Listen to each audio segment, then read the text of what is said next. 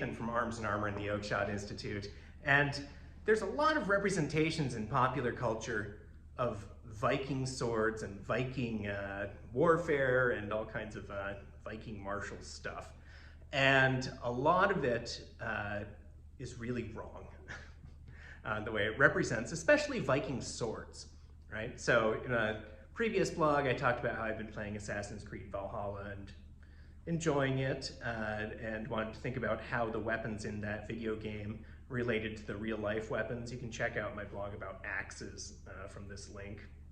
Right? So today I want to look at Viking swords, which really don't happen very much in that game. Most of the swords in it are giant two-handed swords, right? Things like this. Big swords. I'm going to get back so you can see how big this monster is. Right? This sword, if I put it on the ground, comes up to my chin. This is definitely not a Viking sword. Right? So this is the Arms and Armor 15th century two-hander, but it's about the size of some of the swords represented in the game, like the Carolingian broadsword in the game, which isn't a thing, right? So giant swords.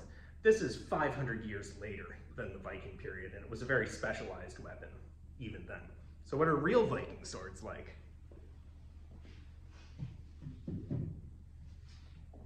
Well, this is a real Viking sword. I'm wearing these gloves because this sword blade is over 1,000 years old. It's a sword that belonged to Ewart Oakeshott, the famous historian of swords and collector of swords. The hilt on it is not original. He had this hilt put on this blade that was a river find, so it came out of a river, for demonstration purposes, so people could hold it, feel how much it weighs, right? This blade, it's kind of pitted, you can see, from being in a river, but it hasn't lost much mass. You see that it's quite thin. This whole sword, including the pommel and everything, weighs about 2 pounds, so it's light, it's fast. You can see here this pattern in the groove, which is called a fuller, which is not a blood groove. That's not a thing. It's a structural form that essentially reinforces the blade. And the pattern in it is pattern welding. So you can see it kind of goes zoop, zoop, zoop, zoop, zoop, zoop, up and down in there. So it has an iron core and a steel edge on this blade, which was a very common way of building Viking period swords.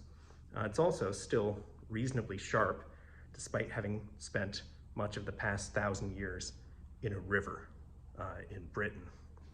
And so real Viking swords were not really big items.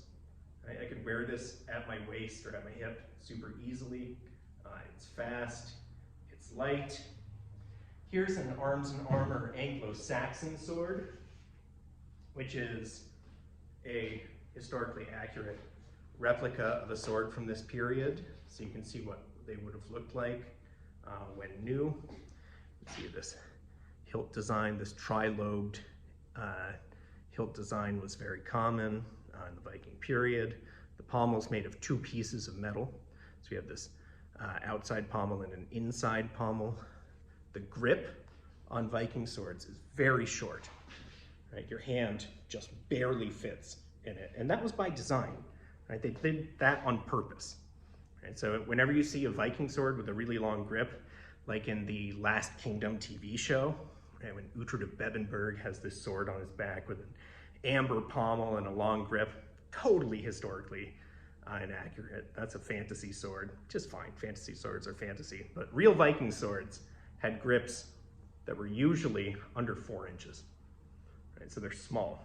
And it's not that Vikings had small hands, right? They were big dudes. It's that your hand locking in like this or like this was part of the design of the swords. You can see that they have roughly parallel edges tapering down to a slightly spatulate point, right? Most Viking swords have this shape. There wasn't tons of variation in blade shape during the Viking period, and we can see the fuller here. So classic Viking swords, way different from most of what's in pop culture. All right, take care.